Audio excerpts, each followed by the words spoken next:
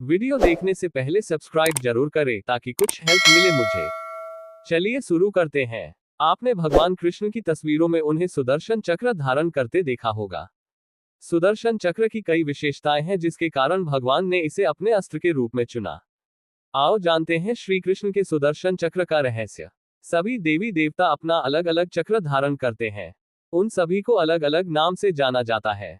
जैसे शंकर जी के चक्र का नाम भवरेदु, विष्णु जी के चक्र का नाम कांता चक्र और देवी के चक्र का नाम मृत्यु मंजरी है।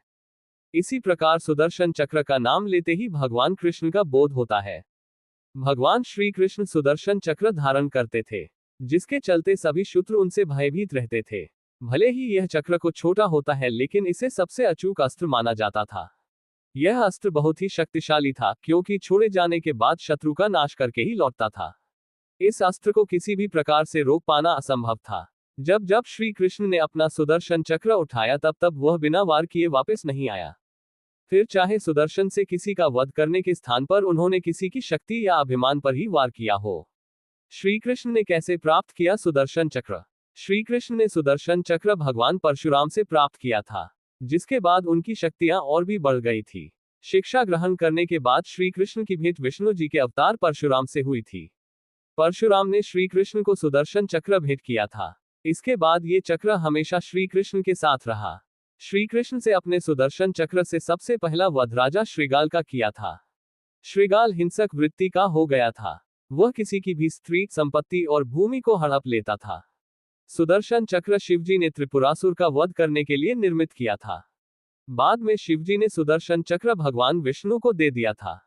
भगवान श्री कृष्ण के सुदर्शन चक्र के बारे में सभी जानते हैं। सुदर्शन चक्र को बेहद शक्तिशाली कहा जाता है।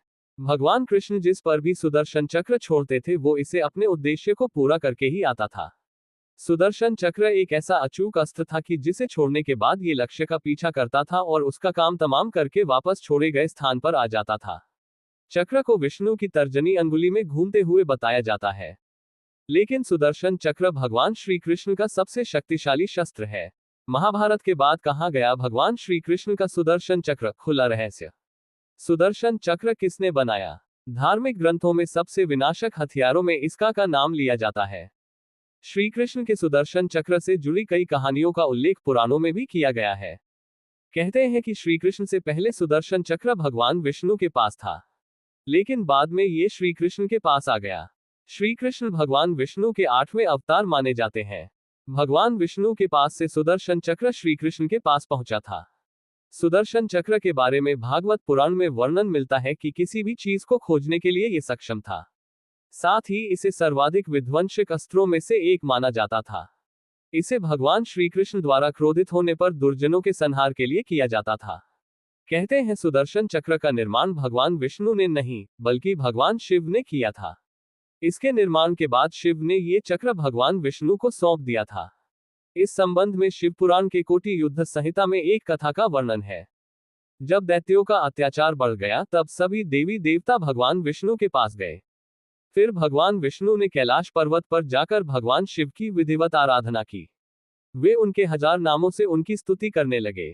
प्रत्येक नाम पर एक कमल का फूल भगवान शिव को चढ़ते। तब भगवान शिव ने विष्णु की परीक्षा लेने के लिए उनके द्वारा लाए गए 1000 कमल पुष्प में से एक छिपा दिया। एक फूल कम पाकर भगवान विष्णु उसे ढूंढने लगे, लेकिन वह फूल नहीं मिला। तब विष्णु ने उस फूल की पूर्ति के लिए अपना एक आंख निकालकर शिव को अर्पित कर दिया। विष्णु की भक्ति देखकर भगवान शिव बेहद प्रसन्न हुए और उनसे वरदान मांगने को कहा। तब विष्णु ने दैत्यों को समाप्त करने के लिए एक अजेय शस्त्र का वरदान मांगा, जिसके बाद भगवान शंकर ने विष्णु जी को सुदर्शन चक्र प्रदान किया। महाभारत के बाद कहा गया सुदर्शन चक्र। क्या आप जानते हैं महाभारत के युद्ध में भगवान कृष्ण ने शस्त्र नहीं उठाया क्योंकि वो जानते थे अगर उन्होंने शस्त्र उठा लिया तो उनके सामने कोई टिक नहीं पाएगा, सभी मारे जाएंगे। कृष्ण चाहते थे कि दोनों पक्षों को बराबर मौका मिलना चाहिए, परंतु कृष्ण के पास ऐसी कौन सी शक्ति जिससे वो एक पल में ही युद्ध की संपत्ति कर सकते थे? वो था भगवान कृष्ण का सुदर्शन चक्र। कहते हैं कि सुदर्शन चक्र एक ऐसा अचूक अस्त्र था कि जिसे छोड़ने के बाद ये लक्ष्य का पीछा करता था और उसका काम तमाम करके वापस छोड़े गए जाता है। सुदर्शन चक्र शत्रु पर चलाया नहीं जाता, ये प्रहार करने वाले की इच्छा शक्ति से भेजा जाता है। ये चक्र किसी भी चीज को खत्म करने की क्षमता रखता है। पुराणों में बताया गया है कि भगवान विश्वकर्मा ने सूर्य के तेज से 3 चीजों का निर्माण किया: पुष्पक विमान, त्रिशूल और सुदर्शन चक्र। परंतु यहाँ सवाल यह उठता है कि महाभारत के बाद सुदर्शन चक्र का क्या हुआ। इसका उत्तर हमें भविष्य पुराण में मिलता है। उसमें लिखा गया है कि जब भगवान कृष्ण ने देह त्याग किया तब सुदर्शन चक्र वहीं उसी जगह मिट्टी में दफन हो गया, और इस कलयुग में जब भगवान विष्णु फिर से कल की रूप धारण करके वापस इस पृथ्वी पर आएंगे तब एक बार पुनः वो सुदर्शन चक्र धारण करेंगे। भगवान कृष्ण हिंदू धर्म के सबसे पॉपुलर भगवान माने जाते हैं। भगवान कृष्ण के मंदिर आज विदेशों में भी बनाए जा रहे हैं। इस्कॉन टेम्पल बहुत ही चर्चित मंदिर है। ये मंदिर भारत के अलावा विदेशों में भी बनवाए जा रहे हैं और इन मंदिरों की फंडिंग विदेशों से ही होती है। इन इस्कॉन टेम्पल में राधा कृष्णा की मूर्ति होती है और इसके पुजारी विदेशी ही होते हैं।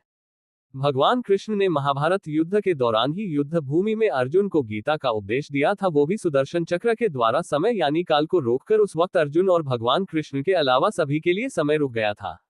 सुदर्शन चक्र को स्वयं भगवान परशुराम जी ने विष्णु भगवान से लेकर भगवान कृष्ण को दिया था। सुदर्शन चक्र का आखिरी उपयोग जयद्रथ वध के समय हुआ था। उसके बाद कहीं भी सुदर्शन चक्र का प्रयोग का वर्णन नहीं मिलता है। तो आखिर भगवान कृष्ण के मृत्यु के पश्चात कहाँ चला गया सुदर्शन चक्र? इस प्रश्न का उत्तर भविष्य पुराण में मिलता है।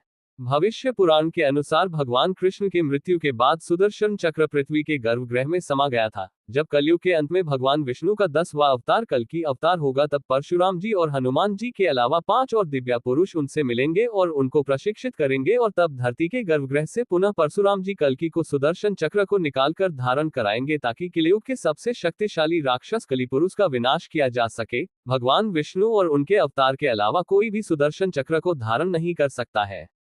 धन्यवाद दोस्तों, बस इतनी ही जानकारी थी।